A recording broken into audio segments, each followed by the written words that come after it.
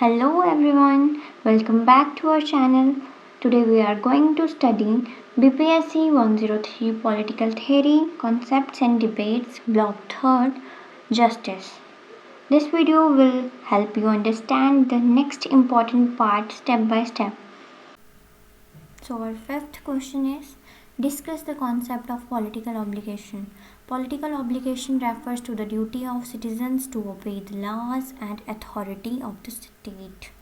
It is an important concept in political theory because every political system depends on citizens following laws and respecting government institutions. The idea of political obligation raises important questions such as why should people obey the state? What makes political authority legitimate? Under what conditions can citizens refuse to obey laws? इसका simple मतलब है कि citizens को देश के laws को follow करना चाहिए और गवर्नमेंट इंस्टीट्यूशंस की रिस्पेक्ट करनी चाहिए। हर पॉलिटिकल सिस्टम तभी चलता है जब वहाँ के लोग लॉज को मेंटेन करते हैं, मानते हैं। यहाँ कुछ इम्पॉर्टेंट सवाल उठते हैं। हमें स्टेट की बात क्यों माननी चाहिए? गवर्नमेंट की पावर कब लेजिटिमेट मतलब जायज़ मानी जाती है? क्या ऐसी कोई सिचुएशन है जब सिटीजन्स लॉ मानने से मना कर सकते हैं? Different political thinkers have explained political obligations in different ways.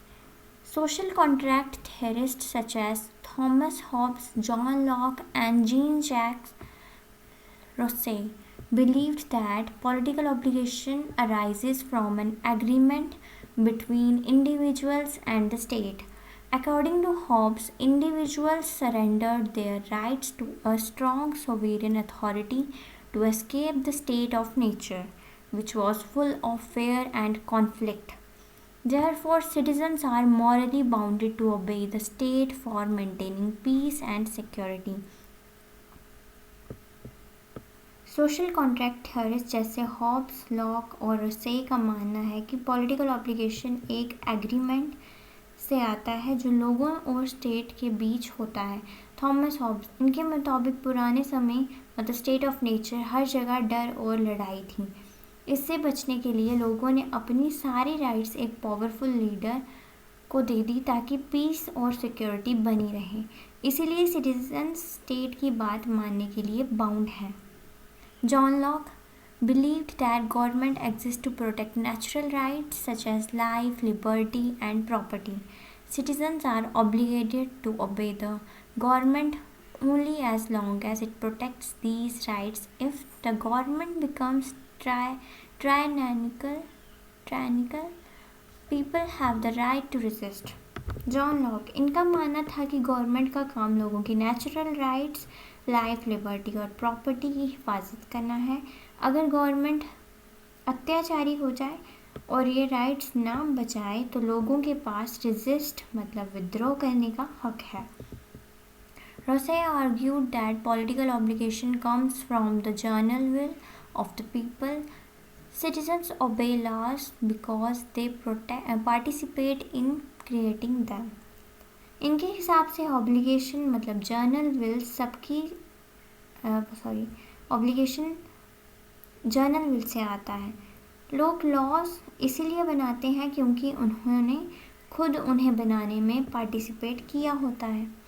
Liberal thinkers generally believe that political obligation is connected with consent, democracy and protection of rights.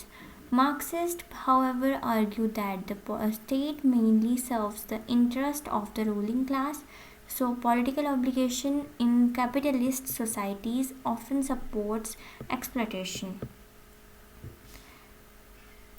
Liberal thinkers ये मानते हैं कि ऑब्लिगेशन कॉन्सेंट मतलब सहमति, डेमोक्रेसी और right की protection से जुड़ा है। मार्क्सिस्ट, इनका नज़रिया अलग है। ये कहते हैं कि स्टेट सिर्फ रूलिंग क्लास मतलब अमीर लोग के फ़ायदे के लिए काम करती है, इसीलिए कैपिटलिस्ट सोसाइटी में पॉलिटिकल ऑब्लिगेशन सिर्फ एक्सप्लॉयटेशन को बढ़ावा देता है। In democratic system political obligation is strengthened by participation, representation and rule of law. Citizens obey laws because they recognize the legitimacy of democratic institutions.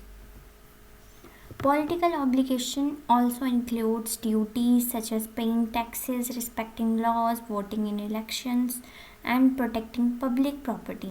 At the same time, governments also have responsibilities towards citizens, including protection of rights, welfare, and justice. Democracy में political obligation तब मजबूत होता है जब लोग elections में participate करते हैं और इंस्टीट्यूशंस को फेयर मानते हैं। इसमें सिटीजन्स की कुछ जिम्मेदारियां मतलब ड्यूटीज़ शामिल हैं। टैक्सेस पे करना, लॉज की रिस्पेक्ट करना, इलेक्शन में वोट करना, पब्लिक प्रॉपर्टी को प्रोटेक्ट करना। बदले में गवर्नमेंट की भी ड्यूटी है कि वो लोगों के राइट्स, वेलफेयर और जस्टिस का ध्यान रखें।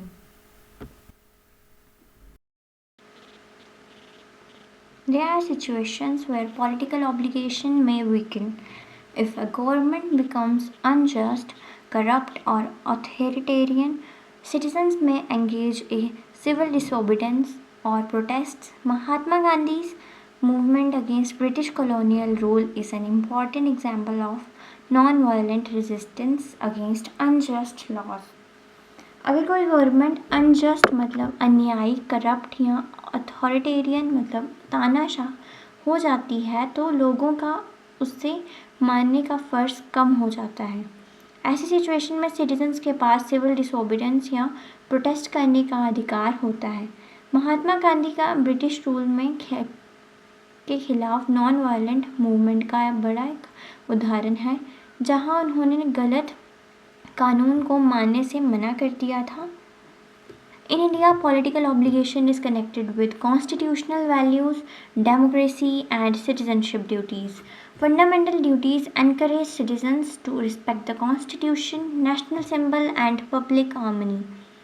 इंडिया में हमारी पॉलिटिकल ऑब्लिगेशन हमारे कॉन्स्टिट्यूशन मतलब संविधान से जुड़ी है। हमारे फंडामेंटल ड्यूटीज़ हमें सिखाते हैं कि हम संविधान, नेशनल सिंबल्स और पब्लिक भाईचारा, पब्लिक हार्मनी का सम्मान करें।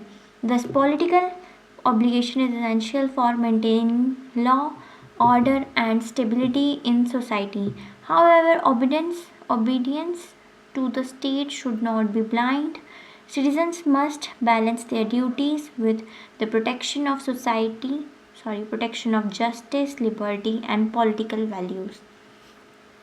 सोसाइटी में लॉ, ऑर्डर और स्टेबिलिटी बनाए रखने के लिए पॉलिटिकल ऑब्लिगेशन बहुत ज़रूरी है, लेकिन सिटीजन्स को हमेशा एक बैलेंस बनाकर रखना चाहिए। एक तरफ देश के प्रति अपना फ़र्ज़ निभाना और दूसरी तरफ जस्टिस मतलब न्याय, लिबर्टी मतलब आज़ादी और डेमोक्रेटिक वैल्यूज़ की रक्षा करना।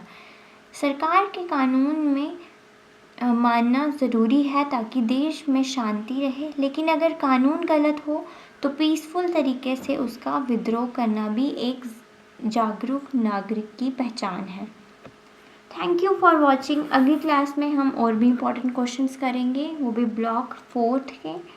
So stay tuned.